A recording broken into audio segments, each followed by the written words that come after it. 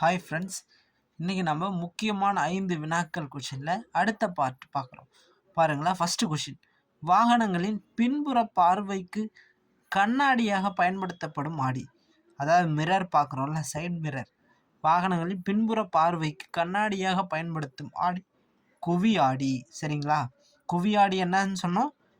அதாவது நேரான மாயபிம்பம். சரிங்களா. அடுத்தது, எங்கெங்கெல்லாம் குழியாடி பயன்படுதுன்னு பாருங்கள். சூரிய சமையற்கலனில், கண் மருத்துவர் பரிசோதிக்கிற கண்ணாடியில், வாகன முகப்பு விளக்கு ஹெட்லைட் சொல்லுவோம்ல, வாகன முகப்பு விளக்கில், டார்ச் விளக்குகளில் எதிரொலிப்பானாகவும், அழகு நிலையத்தில் போன்ற இடங்களில் குழியாடி பயன்படுது. ஒரு சின்ன ஷார்ட்கட் பாருங்கள். அதாவது அழகான பொண்ணு டார்ச் லைட் போட்டு வாகன முகப்பு விளக்கு மூலயமா சூரிய சமையற்கலனில் கண் மருத்துவர் கிட்ட பரிசோதிக்கிறாங்க. அதாவது நம்மளே ஒரு சின்னதாக ஒரு ஷார்ட்கட் மாதிரி வச்சு குழியாடிக்கு ஒரு எக்ஸாம்பிளாக வச்சுக்கலாம். சரிங்களா. அடுத்தது செகண்ட் கொஷின்: மின்னழுத்த வேறுபாடு, மின்னோட்டம், மின்தடை மற்றும் மின் தேக்கு திறன் ஆகியவற்றை அளவிடும் கருவி பல்பயன் மீட்டர். பல்பயன் மீட்டர்னா மல்டிமீட்டர். சரிங்களா. மின்னழுத்த வேறுபாடு, மின்னோட்டம், மின்தடை மற்றும் மின்தேக்கு திறன் ஆகியவற்றை அளவிடும் கருவி.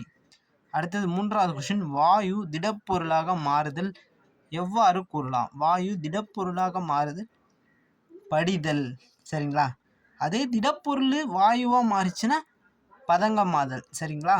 அடுத்தது 4, வெர்சோனியம் என்று அழைக்கப்படும் நிலைமின் காட்டியை முதலில் உருவாக்கியவர் வில்லியம் கில்பர்ட். வெர்சோனியம் என்று அழைக்கப்படும் நிலைமின் காட்டியை முதலில் உருவாக்கியவர் யாருன்னா வில்லியம் கில்பர்ட். 5வது கொஷின்: மின்சாரத்தை உருவாக்கும் ஒரு வகை எந்த மீன்னா ஈல் என்கிற விலாங்கு மீன் எவ்வளவு மின்சாரம் உருவாக்குகிறதுனா 650 வாட், அதாவது 650 வாட். சரிங்களா. எந்த வகை மீன்னா ஈல் வகை விலாங்கு மீன். சரிங்களா. 650 வாட். சரிங்களா. ரொம்ப முக்கியமான கொஷின். கண்டிப்பாக எக்ஸாமுக்கு கேட்கக்கூடிய கொஷினாக இருக்கும்னு நம்புறேன்.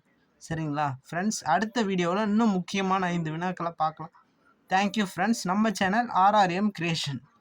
தேங்க்யூ.